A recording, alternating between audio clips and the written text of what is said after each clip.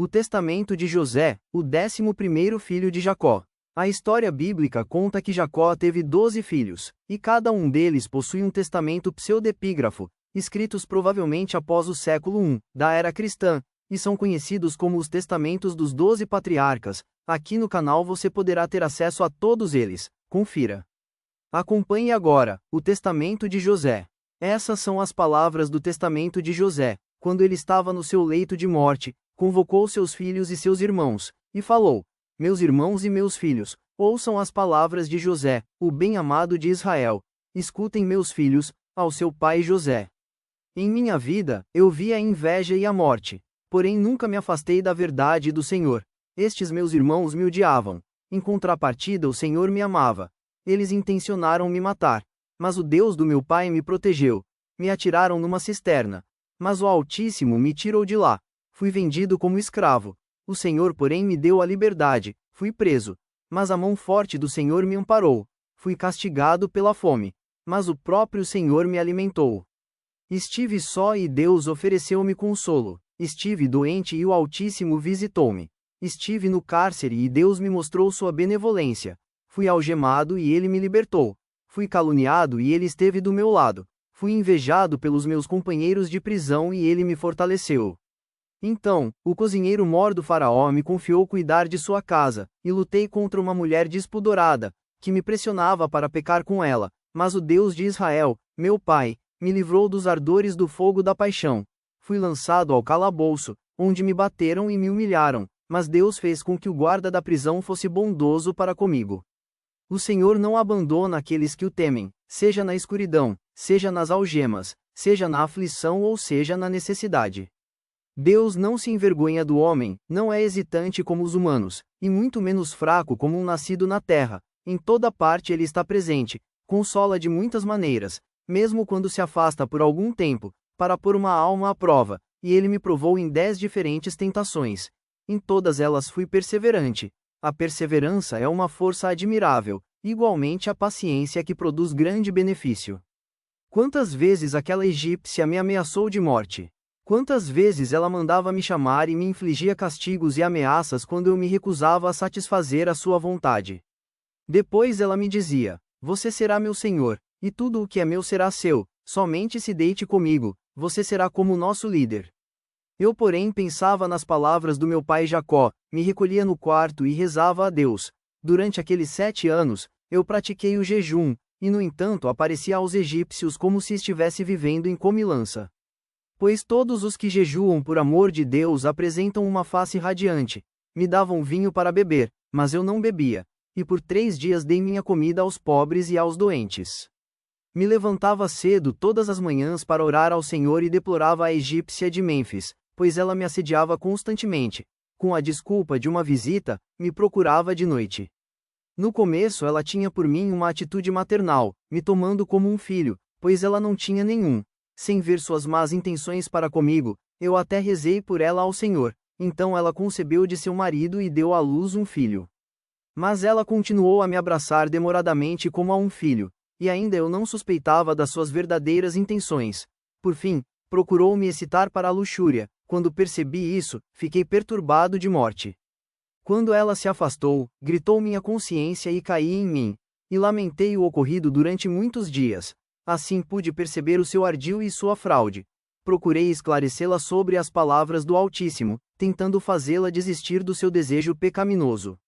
Mas ela maldosamente me lisonjeava como um homem santo, e astutamente louvava a minha castidade, diante do seu marido, para me conquistar quando estivéssemos sós. Me elogiava muitas vezes como um homem casto, e em particular me dizia: Não tenha medo do meu marido, ele está convencido da sua pureza, a ponto de que se alguém disser algo sobre nós, ele não acreditará.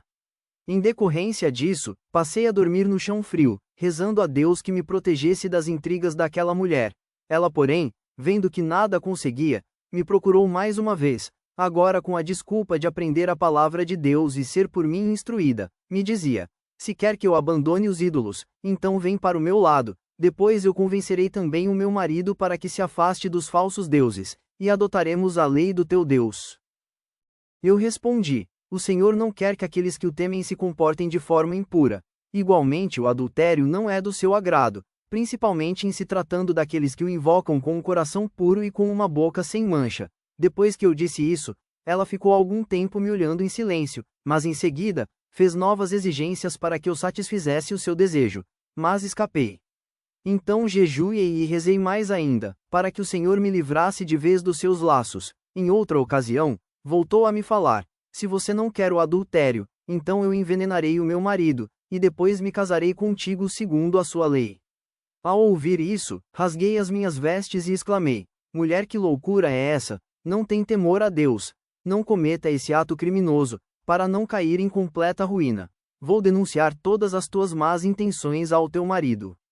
Então ela me suplicou, cheia de medo, para que eu não revelasse o seu plano. Com isso ela se afastou, e tentou me conquistar com presentes, me mandava todos os agrados possíveis e imagináveis. Certa vez, mandou um eunuco me oferecer uma comida que continha feitiço. Eu percebi isso, pois em visão o vi como um homem horrível que me apresentava uma espada numa bandeja. Assim percebi que se tratava de um ardil visando me iludir. Quando o eunuco se afastou, eu chorei muito, estava cansado, mas não toquei na comida nem nas demais iguarias. No dia seguinte, ela veio me procurar mais uma vez, achando que eu estaria enfeitiçado, mas saiu em silêncio. Digo a vocês, meus filhos, que era pela hora sexta quando ela se afastou de mim. Prostrei-me de joelhos diante do Senhor durante todo aquele dia e depois durante toda a noite. Pela manhã, me levantei ainda em lágrimas e supliquei a Deus pela minha libertação daquela mulher. Ela, porém não suportando mais, finalmente me agarrou pelas vestes e procurou se deitar comigo à força. Ao perceber que ela se agarrava alucinadamente às minhas roupas, consegui me livrar dela e fugi nu. Então ela foi me caluniar ao seu marido, e ele me lançou na prisão de sua casa. No dia seguinte mandou que me açoitassem e depois me enviou ao cárcere do faraó. Enquanto eu sofria, a egípcia adoeceu de preocupação. Ela chegou perto da prisão e me ouviu louvar a Deus na escuridão do calabouço com uma voz alegre, por ter me livrado dela e de sua louca paixão. Inúmeras vezes mandou emissários para me dizer: aceita satisfazer o meu desejo, então livrarei você da cadeia e tirarei você dessa escuridão. Mas nem em pensamento eu estava disposto a concordar, pois Deus ama muito mais aquele que jejua em castidade num fosso escuro, do que daquele que festeja em seu aposento, pois aquele que vive casto, no desejo de alcançar a glória, o Altíssimo, sabendo que é para o seu bem, a concede como a concedeu a mim. Outras vezes ela chegava até perto de mim na calada da noite, levada por sua paixão, e me escutava rezando. Eu porém me calava quando ouvia seus passos e seus suspiros. Quando eu ainda me encontrava em sua casa, ela desnudava seus braços, seus peitos e suas pernas, no intuito de me atrair, e ela era muito bonita, e se enfeitava para ficar ainda mais bela, para me deixar alucinado, mas o Senhor me protegeu dos seus atrativos. Vejam, meus filhos, como são grandiosas as obras da paciência, da oração e do jejum, se vocês guardarem a castidade e a pureza, na perseverança, na abstinência, na prece e na humildade de coração. O Senhor habitará entre vós. Quando o Altíssimo mora no coração de alguém, este pode ser alvo de inveja, pode ser escravizado, pode ser caluniado. Contudo, o Senhor que nele habita, o livra de todo mal por causa da sua castidade. O homem se engrandece de todas as maneiras, seja por uma ação, seja por uma palavra, seja em pensamentos. Os irmãos sabem como meu pai me amava, mas em meu coração eu não me engrandecia. Eu ainda era uma criança e já o temor do Senhor habitava em mim. Eu entendia que tudo neste mundo é passageiro, assim nunca tomei uma atitude mal intencionada. Eu honrava meus irmãos.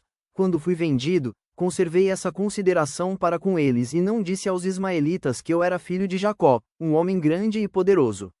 Guardem o temor de Deus em todos os seus atos, honrem seus irmãos, pois todo aquele que observa a lei do Senhor é amado por ele.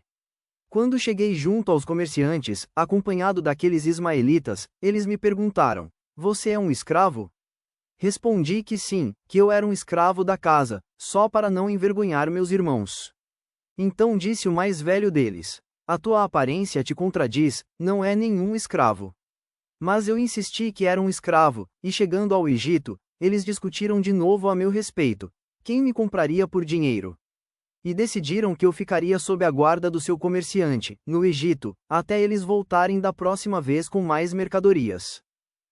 O Senhor fez com que eu encontrasse graça aos olhos do negociante, e ele me acolheu em sua casa de comércio, permaneci com ele pelo período de 3 meses e 5 dias, e Deus por minhas mãos, abençoou esse homem concedendo a ele muito ouro, prata e escravos. Naqueles dias apareceu aquela mulher de Mênfis, a esposa de Pentéfris, num carro ricamente adornado, os seus eunucos haviam falado de mim. Ela então comunicou ao seu marido que o negociante tinha ficado rico por causa de um jovem hebreu.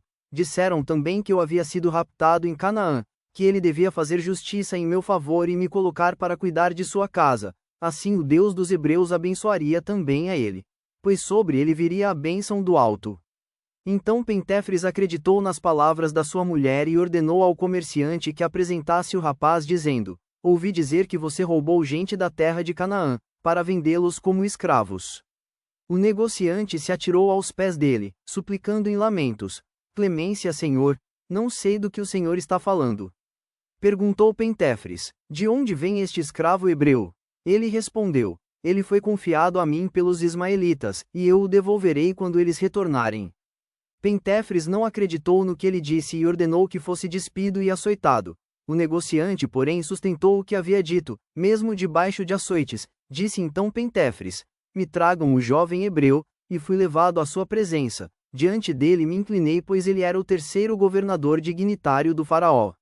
Ele me levou à parte, e perguntou: você é mesmo um escravo ou é livre? Respondi: sou um escravo. Perguntou ainda: escravo de quem? Retruquei: dos ismaelitas. Disse ele: e como se tornou escravo deles? Eu disse: eles me compraram em Canaã.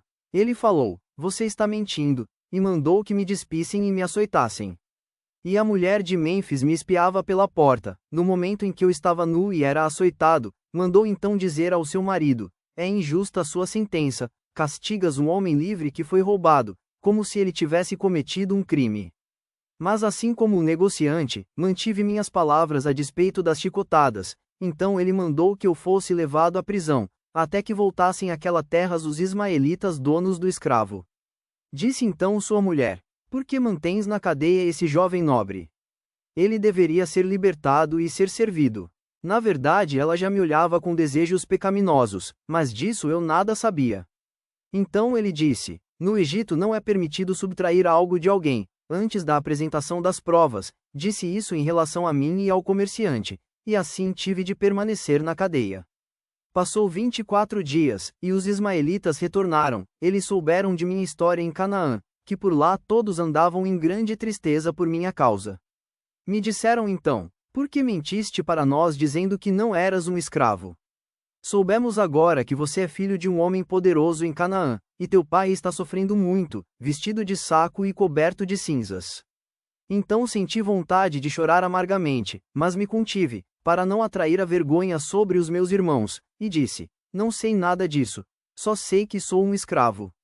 E assim os ismaelitas decidiram me vender para que eu não fosse encontrado em suas mãos. Tinham medo do meu pai, porque poderia infringir a eles pesada vingança. Ouviram dizer que Jacó era um homem de grande favor diante de Deus e diante dos homens. Diante disso me implorou o negociante: me livra desta sentença de Pentéfris. Os ismaelitas então me disseram: confirma que te venderam a nós por dinheiro, neste caso, ele nos livrará. Então disse a mulher menfita ao seu marido: compra este jovem. Ouvi dizer, disse ela, que desejam vendê-lo. E imediatamente ela enviou para junto dos ismaelitas um dos castrados, com o pedido de compra. Todavia, o ismaelita não aceitou o preço dele. Assim, após o contato, ele voltou para junto da sua ama e disse que eles pediam um preço muito alto pelo seu escravo. Ela então enviou um segundo eunuco, recomendando: se eles pedirem até 2 minas de ouro, dá a eles, não poupes o ouro, compra de qualquer maneira o escravo, e o traga para cá. Ele então pagou 80 peças de ouro por mim, mas disse à mulher egípcia que havia pago 100. Eu, porém, embora sabendo, guardei silêncio para que o eunuco não caísse em desgraça. Meus filhos, suportei essas coisas graves, porque desejava livrar os meus irmãos do vexame. Portanto, amem uns aos outros, e perdoem mutuamente as suas falhas com bondade, pois Deus se alegra com a união fraterna e com os corações que se querem bem. Durante a fome, quando meus irmãos voltaram pela segunda vez ao Egito, puderam constatar meu perdão, pois que eu devolvi o seu dinheiro, e não fiz qualquer censura, mas pedi que ficassem à vontade. E após a morte de nosso pai Jacó, os amei ainda mais e cumpri com exatidão todas as suas obrigações. Não levei a mal de forma alguma a sua fraqueza e coloquei à disposição de todos eles os meus bens. Seus filhos passaram a ser meus filhos, e meus filhos passaram a ser seus escravos. Sua vida foi a minha vida, sua dor foi a minha dor e sua fraqueza, a minha debilidade, minha terra era agora sua terra, o meu alvitre o seu. Não me exaltei com orgulho da minha posição, não era eu o primeiro mas o último entre eles. Dessa forma, meus filhos, observem os mandamentos do Senhor, assim ele os exaltará e os abençoará perpetuamente com os seus dons. Se alguém entre vocês praticar o mal, orem por ele, assim o livrarás de todo o mal diante do Senhor. Como sabem, pela minha humildade e perseverança recebi por esposa a própria filha de um sacerdote de Heliópolis, e com ela me foram dados 100 talentos de ouro. O Senhor fez com que ela me servisse. Ele me concedeu uma beleza esplêndida, superior à dos demais jovens de Israel. Conservou minha beleza e força até a idade avançada. E em tudo eu me parecia com Jacó. Escutem agora, meus filhos, o que eu vi em sonhos. 12 servos pastavam, depois 9 deles se separaram e se dispersaram pela terra. Os outros 3 também se dispersaram. Eu vi como os 3 servos se converteram em cordeiros, eles gritavam ao Senhor. Então ele os conduziu a um lugar verdejante e rico de águas, os levou das trevas para a luz. Mas continuavam a gritar ao Senhor, até que este os juntou de novo com os 9 servos, e eram como 12 ovelhas. Multiplicaram-se rapidamente e em pouco tempo se tornaram muitos rebanhos. Então eu vi 12 touros mamando numa vaca, e esta dava um mar de leite. Nela sugavam 12 rebanhos, multidões sem número. Os chifres do quarto touro crescia até ao céu e se tornou como um muro para os rebanhos. Outro chifre nasceu no meio dos 2 outros. Eu vi um bezerro dando 12 voltas ao redor do muro. Ele vinha em socorro de todos os touros. Eu vi no chifre do meio uma virgem. Ela vestia uma roupa esplêndida e dela procedia um cordeiro. À sua direita havia algo parecido com um leão. E todos os animais selvagens e as serpentes atacavam. Mas o cordeiro os venceu e os aniquilou. Com isso se alegrarão os touros e a vaca. Sei que tudo isso acontecerá no futuro, portanto, meus filhos, honrem Levi e Judá, pois deles procederá a salvação de Israel. Minha realeza desmoronará convosco, como uma cabana na vinha, que após a safra é desfeita. E eu sei que depois da minha morte os egípcios os perseguirão, mas Deus vingará vocês e os conduzirá à terra prometida aos vossos pais, e vocês devem levar o meu corpo convosco. Uma vez transportado lá para cima, o Senhor estará convosco na luz e Belial nas trevas, juntamente com os egípcios. Transportem para lá também a vossa mãe Zilpa e depositem ao lado de Bila, nas proximidades de Raquel junto ao caminho. Após essas palavras, estendeu suas pernas e morreu, em idade avançada, e todo Israel em peso chorou e todo o Egito guardou grande luto. E quando os filhos de Jacó saíram do Egito, levaram os restos de José e o enterraram em Hebrom junto com os seus pais, e os anos de sua vida foram 110. Obrigado por estar conosco nesta leitura. Até a próxima.